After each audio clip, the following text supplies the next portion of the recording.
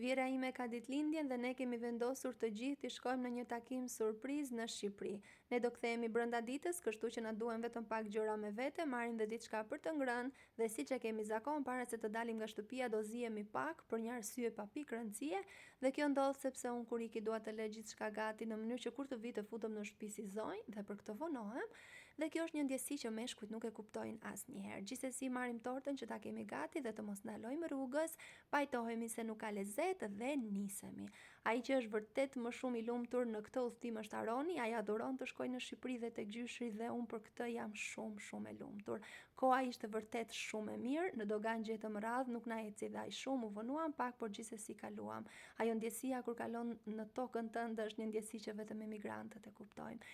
Gjithsesi shkojmë në shtëpi tek nona që nuk na priste dhe më pas nisemi menjëherë në Tiranë ku na pret pjesa tjetër që sigurisht Vjera nuk ishte në dijeni, nuk arrita dot që të filmoj të gjithë takimet, por ishte vërtet një takim që duhej bërë. Kemi nevojë për takime të tilla, një gëzuar që kemi njëri tjetrin, që jemi mirë më shëndet dhe që paçim sa më shumë takime të tilla. Ikim për t'u kthyer përsëri.